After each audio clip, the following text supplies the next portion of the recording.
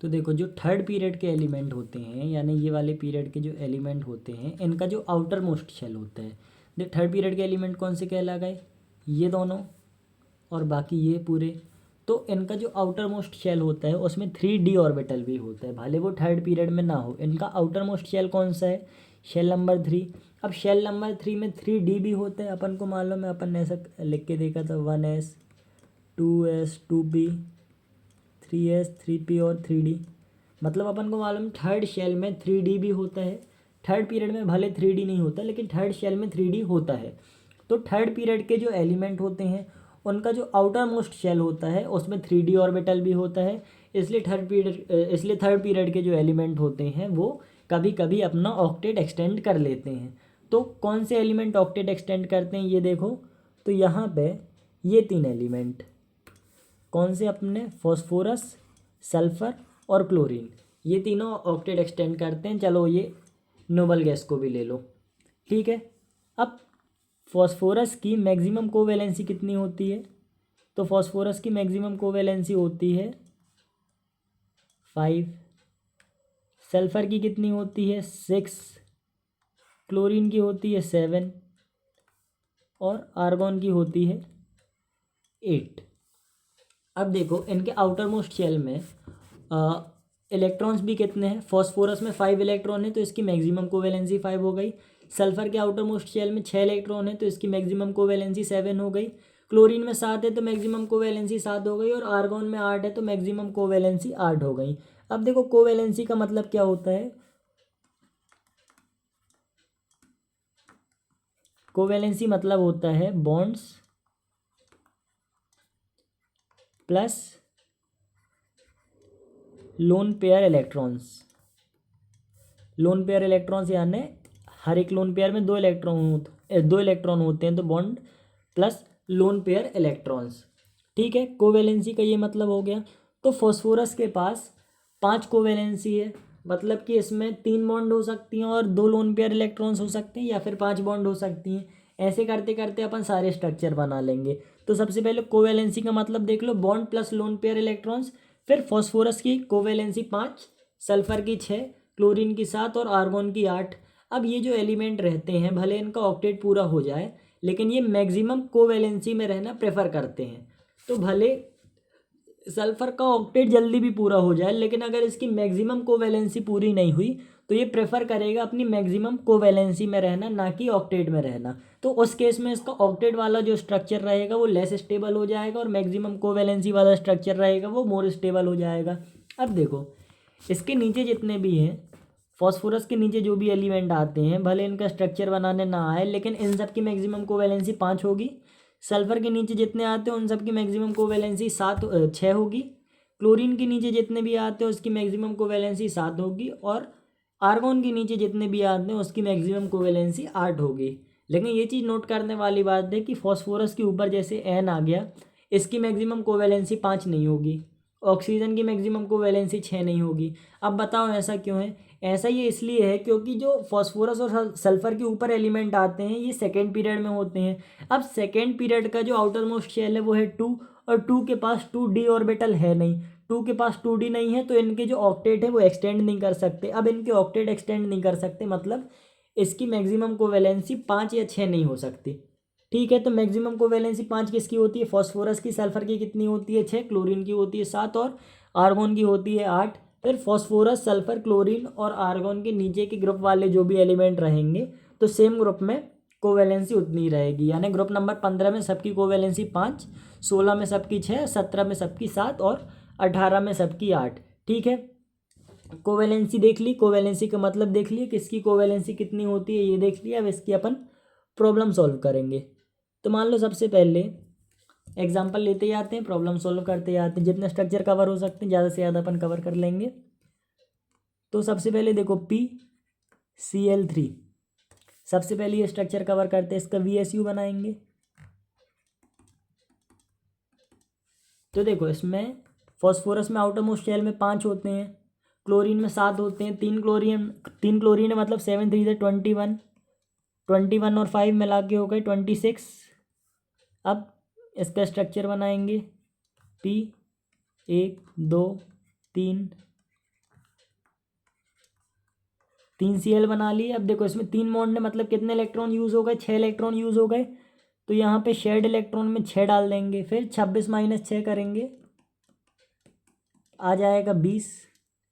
अब 20 electron in सब के ऑक्टेट पूरा करने के काम आएंगे। पहले कॉर्नर के ऑक्टेट पूरा करते हैं। तो 1 2 3 4 5 6 7 8 9 10 11 12 13 14 15 16 17 18 19 20। 20 इलेक्ट्रॉन अपन ने कंप्लीट कर लिए। अब चेक करो, क्लोरीन का ऑक्टेट पूरा है, इस क्लोरीन का ऑक्टेट पूरा है, इस क्लोरीन का भी ऑक्टेट पूरा है, और फॉस्फोरस का भी ऑक्टेट पूरा है ना। अब फॉस्फोरस की कोवैलेंसी देखो, 1 2 3 4 और 5। कोवैलेंसी कैसे निकालते हैं, नंबर ऑफ बॉन्ड मतलब 1 2 3 plus number of lone pair electron मतलब 4 और 5। तो इसकी मैक्सिमम कोवैलेंसी भी कंप्लीट है और ऑक्टेट भी कंप्लीट है, मतलब ये स्ट्रक्चर अपना हो गया फाइनल स्ट्रक्चर। ठीक है, अब देखते हैं अपन PCl5 का बना के देख लेते हैं। तो देखो इसका VSU कैसा बनेगा, 5 प्लस 7 3 ज़ा 21 7 4 ज़ा 28 7 5 ज़ा 35, यानी मिला के 40 है। अब देखो P 2 3 4 5 Cl Cl Cl Cl Cl 5 bond बनी, मतलब 10 इलेक्ट्रॉन यूज़ हुए। यहाँ पे अनशेयर्ड कितने बच गए, 30 बच गए। अब देखो 30 इलेक्ट्रॉन से सबके ऑक्टेट कंप्लीट करेंगे। तो 1 2 3 4 5 6 7 8 9 10 11 12 13 14 15 16 17 18 19 20 21 22 23 24 25 26 27 28 29 30। अब देखो जो भी क्लोरीन है, सारे क्लोरीन के ऑक्टेट पूरे हैं, एक बार चेक कर लो। फॉस्फोरस की देखो ऑक्टेट कंप्लीट है क्या, 1 2 3 4 5 6 7 8, तो ऑक्टेट कंप्लीट है। अब ऑक्टेट इसका एक्सटेंड भी कर गया, तो एक्सटेंड होने से कोई प्रॉब्लम नहीं है। ऑक्टेट कंप्लीट है और ऑक्टेट एक्सटेंड कर गया है। अब देखो ये मैक्सिमम कोवैलेंसी में है क्या, 1 2 3 4 और 5 बॉन्ड है, मतलब ये मैक्सिमम कोवैलेंसी में भी है, मतलब ये वाला स्ट्रक्चर सही हो गया। और कौन सा स्ट्रक्चर कवर करें, SO3 का स्ट्रक्चर देख लेते हैं।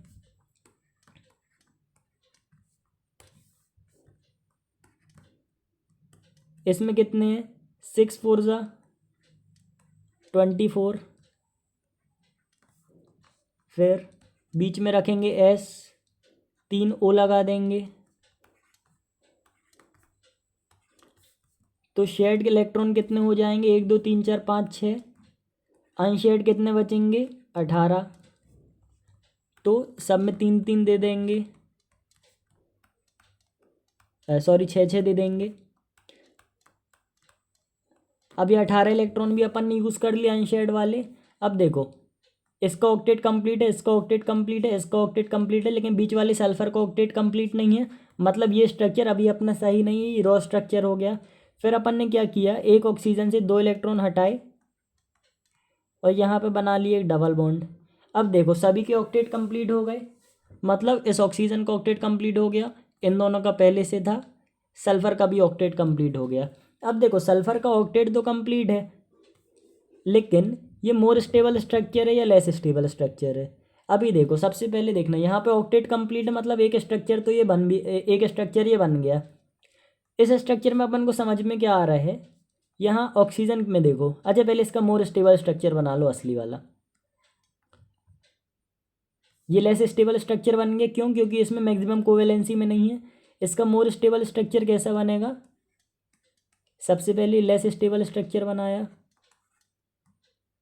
2 3 4 5 6 ओ 1 2 3 4 5 6, लेस स्टेबल स्ट्रक्चर बनाया। अब सल्फर की मैक्सिमम कोवैलेंसी क्या होती है, 6 की, और अभी इसकी कोवैलेंसी कितनी है, 4 की। 1 2 3 4, 4 बॉन्ड है, मतलब 4 की कोवैलेंसी है।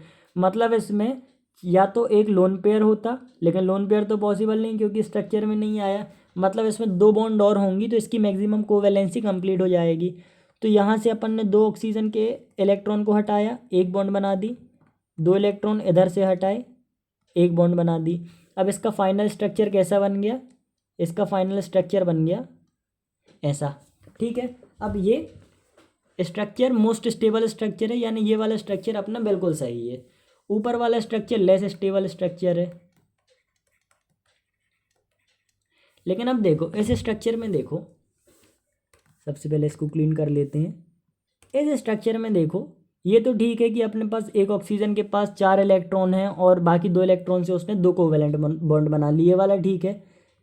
इस साइड देखो, यहाँ पे ऑक्सीजन के पास 6 इलेक्ट्रॉन है लेकिन एक कोवेलेंट बॉन्ड भी है। मतलब यानी ऑक्सीजन के देखो आउटर मोस्ट शेल में 6 इलेक्ट्रॉन रहते हैं, एक नॉर्मल ऑक्सीजन के आउटर मोस्ट शेल में 6 इलेक्ट्रॉन होते हैं। इसमें 6 इलेक्ट्रॉन है लेकिन इसने एक कोवेलेंट बॉन्ड भी बनाई है, यानी जब इसने कोवेलेंट बॉन्ड बनाई तो अपने एक इलेक्ट्रॉन का यूज़ नहीं किया है। अगर अपने एक इलेक्ट्रॉन का यूज़ करता है तो इसके पास 5 बचते, यानी यहाँ पे कोवेलेंट बॉन्ड नहीं बनी है, यहाँ पे कोऑर्डिनेट बॉन्ड बनी है। अब देखो ऑक्सीजन के पास रहने चाहिए थे 5 अगर कोवेलेंट बॉन्ड बनाता, लेकिन अभी है ऑक्सीजन के पास 6, मतलब इसने इलेक्ट्रॉन लिया है। इलेक्ट्रॉन लिया है मतलब एरो आएगा इसके साइड, मतलब अपने इलेक्ट्रॉन किसने शेयर किए हैं, अपने इलेक्ट्रॉन शेयर किए हैं सल्फर ने। अब देखो सल्फर के पास भी 6 थे, 2 कोवेलेंट बॉन्ड है मतलब 2 गए, 4 बचने चाहिए थे लेकिन बचा एक भी नहीं। तो इसने 2 यानी अपने जो 2 इलेक्ट्रॉन है उससे ये वाली कोवेलेंट बॉन्ड बना ली है और 2 इलेक्ट्रॉन से ये वाली कोवेलेंट बॉन्ड बना ली है, मतलब यहाँ पे। तो SO3 के लेस स्टेबल स्ट्रक्चर में 2 कोऑर्डिनेट बॉन्ड हैं, लेकिन SO3 के मोर स्टेबल स्ट्रक्चर में एक भी कोऑर्डिनेट बॉन्ड नहीं है बल्कि 3 कोवेलेंट बॉन्ड है, यानी 3 कोवेलेंट डबल बॉन्ड है। ठीक है, तो SO3 के लेस स्टेबल स्ट्रक्चर में 2 कोऑर्डिनेट बॉन्ड हैं।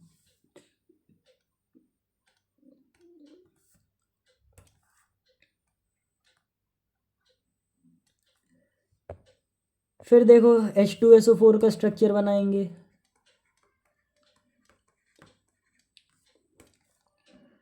इसमें भी वही करेंगे VSU। अब इसमें देखो 2 H है तो 2 प्लस एक SH है प्लस 4 O है, मतलब 6 4 से 24 मिला के हो गया 32।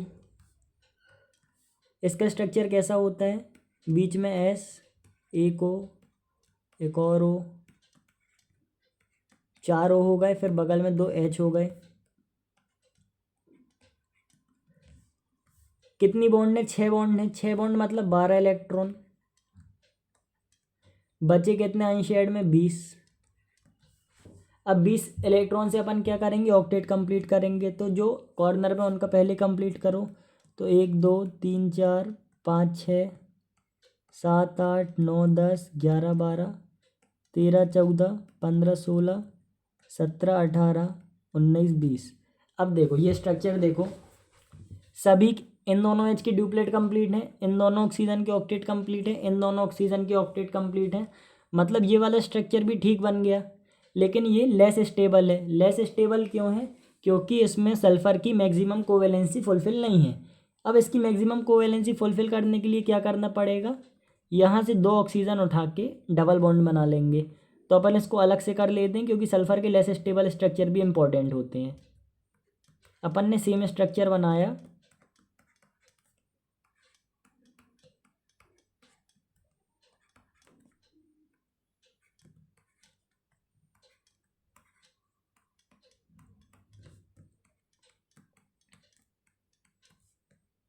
सेम स्ट्रक्चर बनाया, बस यहाँ से अपन ने 2 ऑक्सीजन के 2 इलेक्ट्रॉन हटा दिए और एक बॉन्ड बना दी। इधर भी ऑक्सीजन के 2 इलेक्ट्रॉन हटा दिए और एक बॉन्ड बना दी। ठीक है, इसको क्लीन कर लेते हैं, ये 2 हटाएं, इसको मिटा देते हैं। तो ये बन गया सल्फर का मोर स्टेबल स्ट्रक्चर जिसकी मैक्सिमम कोवेलेंसी फुलफिल है। यानी देखो 1 2 3 4 5 6 बॉन्ड है, यानी मैक्सिमम कोवेलेंसी फुलफिल हो गई, सारे के ऑक्टेट भी कंप्लीट हैं। तो इसका ये हो गया मोर स्टेबल स्ट्रक्चर।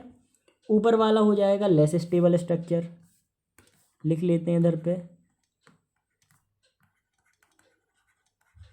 अब इसके लेस स्टेबल स्ट्रक्चर में देखो, ऑक्सीजन के पास 6 इलेक्ट्रॉन है लेकिन उसने एक कोवेलेंट बॉन्ड बनाई है। अब एक कोवेलेंट बॉन्ड बना लिया ना, ऑक्सीजन के पास 5 बचने चाहिए थे लेकिन अभी भी इसके पास 6 हैं, मतलब ये यहाँ पे कोवेलेंट नहीं कोऑर्डिनेट बॉन्ड बनी है। अब ज़्यादा इलेक्ट्रॉन किसके पास है, ऑक्सीजन के पास, यानी रहने चाहिए थे 5, हैं 6, मतलब इसके पास बाहर से इलेक्ट्रॉन आए हैं, मतलब सल्फर ने कोवेलेंट बॉन्ड बनाई, सल्फर ने अपना लोन पेयर शेयर किया है। तो ऐसा एरो आ जाएगा। इधर भी देखो ऑक्सीजन के पास 5 होने चाहिए थे लेकिन हैं 6, मतलब ऐसा एरो आ जाएगा। ठीक है, तो देखो H2SO4 के लेस स्टेबल स्ट्रक्चर में कोऑर्डिनेट बॉन्ड रहती है, लेकिन मोर स्टेबल स्ट्रक्चर में कोऑर्डिनेट बॉन्ड नहीं होती। इधर भी SO3 के लेस स्टेबल स्ट्रक्चर में कोऑर्डिनेट बॉन्ड होती हैं, लेकिन मोर स्टेबल स्ट्रक्चर में कोऑर्डिनेट बॉन्ड नहीं होती। अब देखो ये सारी चीज़ें अपन ने सीख ली, PCl3, PCl5, SO3, H2SO4। करना क्या है, कुछ नहीं करना, बस स्ट्रक्चर बना के पहले ऑक्टेट पूरा कर देना है, तो वो लेस स्टेबल स्ट्रक्चर कहलाएगा। फिर उसके बाद मैक्सिमम कोवेलेंसी भी पूरी कर लेनी है, तो वो मोर स्टेबल स्ट्रक्चर कहलाएगा। अब इससे अपन को क्या पता चलता है कि यहाँ पे सिंगल बॉन्ड थी, भले कोऑर्डिनेट बॉन्ड थी, लेकिन कहलाएगी सिंगल है तो कहलाएगी सिग्मा। इधर डबल बॉन्ड थी, डबल बॉन्ड वाला मोर स्टेबल स्ट्रक्चर है, यानी बॉन्ड बढ़ने से स्टेबिलिटी बढ़ती है। मतलब डबल बॉन्ड सिंगल बॉन्ड से ज़्यादा स्टेबल होता है, क्योंकि वो दो बॉन्ड हैं। ठीक है, अब देखो एक चीज़ आज क्लास में नहीं बताई थी, उसको भी बता देते हैं। कभी कभी क्या होता है, जो नोबल गैस होती है ना, अपन ने पढ़ा था कि नोबल गैस कभी बॉन्डिंग में पार्टिसिपेट नहीं करती हैं, लेकिन कभी कभी कर लेती हैं। तो यहाँ लिखते हैं sometimes noble gases also participate in bonding. बस इसके एक दो एग्जांपल देख लेते हैं। स्ट्रक्चर इसमें कुछ नहीं, स्ट्रक्चर वैसे ही बनाना पड़ेगा, बस एक दो एग्जांपल देख लो। ठीक है, अपन काय का एग्जांपल देखेंगे पहले। एनसीईआरटी में XeF2 का दिया है, तो XeF2 का एग्जांपल देखते हैं। XeF2। अब देखो इसमें VSU बनाएंगे।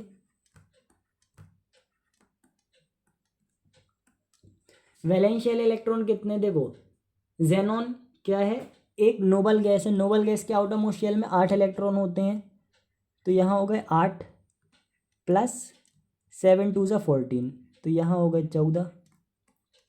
14 प्लस 8 कितने हो गए, 22। फिर देखो इसका एक स्ट्रक्चर बनाएंगे, तो XeF।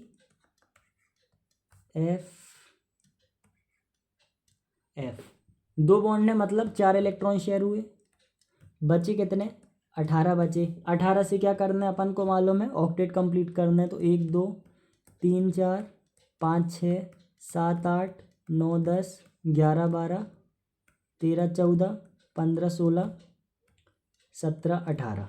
अब देखो इसका ऑक्टेट कंप्लीट है, इसका ऑक्टेट कंप्लीट है, इसका ऑक्टेट कंप्लीट है, ऑक्टेट से भी ज़्यादा कंप्लीट है। टोटल इसके पास 10 इलेक्ट्रॉन हो रहे हैं। ठीक है, अब देखो ऑक्टेट एक्सटेंड कर सकते हैं, क्योंकि 3 यानी थर्ड पीरियड या उसके बाद वाला एलिमेंट है, मतलब इसका ऑक्टेट तो एक्सटेंड कर सकते हैं। लेकिन इसकी मैक्सिमम कोवेलेंसी क्या है, तो यहाँ पे अभी अपन ने देखा था सबसे पहले पीरियोडिक टेबल में कि आर्गॉन की मैक्सिमम कोवेलेंसी है 8। आर्गॉन की मैक्सिमम कोवेलेंसी है 8, मतलब आर्गॉन के नीचे जितने भी आएंगे उसकी मैक्सिमम कोवेलेंसी होगी 8।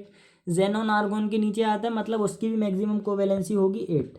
तो अब ये वाला स्ट्रक्चर देखो, इस स्ट्रक्चर में गिनो, दो बॉन्ड ने तो 1 2, फिर लोन पेयर इलेक्ट्रॉन कितने, 3 4 5 6 7 8, यानी इसकी मैक्सिमम कोवेलेंसी कंप्लीट है। मतलब ये वाला स्ट्रक्चर हो गया सही स्ट्रक्चर।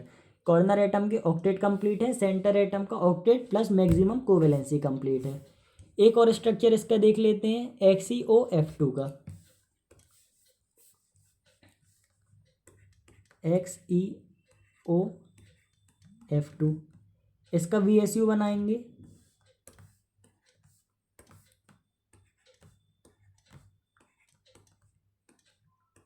तो देखो जेनॉन में 8 प्लस ऑक्सीजन में 6 प्लस फ्लोरीन में 7 और 7 2 14, मिला के होगा 28। रॉ स्ट्रक्चर देखो इसका, Xe, एक O है, 2 F हैं। ठीक है, 3 बॉन्ड है, मतलब 6 इलेक्ट्रॉन शेयर हुए, बचे कितने, 22। 22 इलेक्ट्रॉन को इधर पे बनाएंगे, तो 1 2 3 4 5 6 7 8 9 10 11 12 13 14 15 16 17 18 19 20 21 22। 22 अपन ने बना लिए। अब देखो फ्लोरीन का ऑक्टेट कंप्लीट, इस फ्लोरीन का ऑक्टेट कंप्लीट, इस ऑक्सीजन का ऑक्टेट कंप्लीट, जेनॉन का भी ऑक्टेट कंप्लीट है और एक्सटेंड कर गया है। अब देखो ये मैक्सिमम कोवेलेंसी में है कि नहीं। इसकी मैक्सिमम कोवेलेंसी क्या है 8। अब इसके पास कितनी बॉन्ड 1 2 3 4 5 6 7। अभी देखो इसके पास मैक्सिमम को अभी इसके पास कोवेलेंसी कितने की है 7 की है और इसकी मैक्सिमम कोवेलेंसी कितने की है 8 की है। मतलब अभी ये लेस स्टेबल स्ट्रक्चर है। अब इसको मोर स्टेबल करने के लिए एक बॉन्ड और बनानी पड़ेगी। तो एक बॉन्ड और अपन कैसे बनाएं? दो ऑप्शन है, या तो फ्लोरीन से बनाएं या तो क्लोरीन से बनाएं। तो देखो पहले अपन फ्लोरीन से बना के देख लेते हैं। ठीक है, इस स्ट्रक्चर को पहले अपन लेस स्टेबल मार्क कर दें, लेस स्टेबल। अब मोर स्टेबल स्ट्रक्चर, देखो लेस स्टेबल स्ट्रक्चर वैसे अपने उतने काम का नहीं है, फिर भी पढ़ लो। बाकी अगर कभी क्वेश्चन आए तो हमेशा मोर स्टेबल स्ट्रक्चर बनाना। लेस स्टेबल स्ट्रक्चर से अगर क्वेश्चन आते तो स्पेसिफाई करके आता है कि लेस स्टेबल स्ट्रक्चर का क्वेश्चन है बताओ। ठीक है, इसमें क्या है अपने पास XeOF2। ठीक है, OF, इसके पास छेद थे, इसके पास भी छेद थे, इसके पास भी छः थे, के पास 4 थे। ये बन गया। अब अपने पास दो बॉन्ड कैसे बना सकते, या तो अपन फ्लोरीन से बनाए तो फ्लोरीन के 2 काट दो और एक बॉन्ड बना दो। ठीक है, एक तरीका और है अपने पास,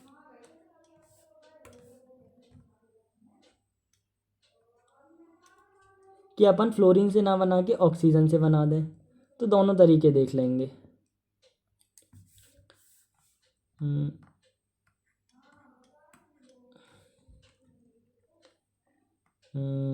यहाँ पे फ्लोरीन से सिंगल ही रहेगी और डबल बन जाएगी ऑक्सीजन से। फ्लोरीन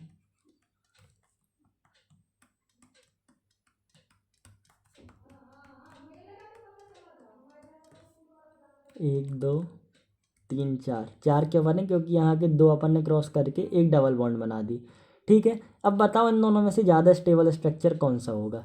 ठीक है, तो देखो इस स्ट्रक्चर में देखो, पहले इसको अपन क्लीन कर लेते हैं, कटे वाले को अपन मिटा देते हैं। अब इस स्ट्रक्चर में देखो, यहाँ ऑक्सीजन के पास देखो 6 इलेक्ट्रॉन है और एक शेयरिंग बॉन्ड है। अब अगर कोवेलेंट बॉन्ड होती तो यहाँ पे 5 इलेक्ट्रॉन बचने चाहिए थे, क्योंकि एक इलेक्ट्रॉन तो बॉन्ड में पार्टिसिपेट कर जाता। लेकिन यहाँ पे 6 इलेक्ट्रॉन बने हैं, यानी बचे हैं, मतलब यहाँ पे कोऑर्डिनेट बॉन्ड है जिसका एरो इस साइड होगा, मतलब इसने शेड पेयर को लिया है। ठीक है, और जेनॉन ने दिया है। अब इधर देखो फ्लोरीन के पास आउटरमोस्ट शेल में होते हैं 7 इलेक्ट्रॉन। ठीक है, अभी बचे हैं इसके पास 4 बचे हैं, मतलब इसने 3 इलेक्ट्रॉन कर लिए हैं यूज़, क्योंकि 4 3 7 मतलब 3 इलेक्ट्रॉन यूज़ कर लिए हैं। अब देखो कोवेलेंट बॉन्ड बनाने के लिए 1 इलेक्ट्रॉन बस यूज़ होता है, लेकिन इसने यूज़ कर लिए हैं 3। इसका साफ साफ मतलब है कि एक तो कोवेलेंट बॉन्ड बनी है, लेकिन दूसरी बॉन्ड शेयरिंग बॉन्ड है। समझ में आया दूसरी बॉन्ड शेयरिंग बॉन्ड क्यों है? क्योंकि इसको ऐसे करके इलेक्ट्रॉन को यहाँ बना देते हैं। एक बॉन्ड कोवेलेंट बॉन्ड है, दूसरी कोऑर्डिनेट बॉन्ड क्यों है? क्योंकि देखो इसके पास 1 2 3 4 5 6 7 होने चाहिए थे, एक इसने यहाँ पे लगा दिया। अब इसके पास 6 बचने चाहिए थे, बचे 4। मतलब ये जो ऊपर वाली बॉन्ड है ये कोऑर्डिनेट बॉन्ड है, जो इसने अपना पेयर लोन पेयर डोनेट किया है जेनॉन को। तो अब देखो इस वाले स्ट्रक्चर में एक कोऑर्डिनेट बॉन्ड यहाँ बन रही है, एक कोऑर्डिनेट बॉन्ड यहाँ बन रही है, 2 कोऑर्डिनेट बॉन्ड हो गई। फिर सेकेंड वाला स्ट्रक्चर देख लेते हैं। इस स्ट्रक्चर में देखो इसके पास 6 हैं, 7 होने चाहिए थे, एक इसने शेयरिंग बॉन्ड में पार्टिसिपेट किया यानी कोवेलेंट बॉन्ड है। उसी तरीके से ये भी कोवेलेंट बॉन्ड है, इसके पास 6 थे और 2 इसने शेयरिंग कर लिया यानी यहाँ पे पार्टिसिपेट कर लिया, मतलब ये दोनों भी कोवेलेंट बॉन्ड है। तो इस स्ट्रक्चर में केवल और केवल कोवेलेंट बॉन्ड है, यानी किसी ने अपना लोन पेयर डोनेट नहीं किया। इस वाले स्ट्रक्चर में 2 कोवेलेंट बॉन्ड है, तो कभी भी 2 कोऑर्डिनेट बॉन्ड है। कभी भी देखना कोऑर्डिनेट बॉन्ड वाला स्ट्रक्चर होता है लेस स्टेबल, तो ये वाला स्ट्रक्चर हो जाएगा less stable. More stable structure कैसा बनेगा? ये वाला। तो कभी भी स्ट्रक्चर में अगर कोऑर्डिनेट बॉन्ड को कैंसिल कर सको तो कैंसिल कर देना, क्योंकि कोऑर्डिनेट बॉन्ड वाला स्ट्रक्चर लेस स्टेबल होता है और कोवेलेंट बॉन्ड वाला स्ट्रक्चर मोर स्टेबल होता है। अब ये कोई थ्योरी नहीं है कि कोवेलेंट ज़्यादा स्टेबल होती है कोऑर्डिनेट बॉन्ड से। कभी अगर ऐसा है क्वेश्चन कि कोऑर्डिनेट बॉन्ड ज़्यादा स्ट्रॉन्ग होती है कि कोवेलेंट बॉन्ड ज़्यादा स्ट्रॉन्ग होती है, तो ये मत करके आ जाना कोवेलेंट ज़्यादा स्ट्रॉन्ग होती है, क्योंकि ऐसा कोई थ्योरी यानी ऐसा थ्योरेटिकल क्वेश्चन ना आएगा, ना ऐसा कोई कॉन्सेप्ट है। बस एक ट्रिक है कि जो ज़्यादा स्टेबल स्ट्रक्चर होता है उसमें कोऑर्डिनेट बॉन्ड नहीं होती, ज़्यादा स्टेबल स्ट्रक्चर में कोवेलेंट बॉन्ड होती है और कम स्टेबल स्ट्रक्चर में कोऑर्डिनेट बॉन्ड होती है। ये बस एक तरीके की ट्रिक है जो काफ़ी सारे क्वेश्चन में काम आ जाएगी।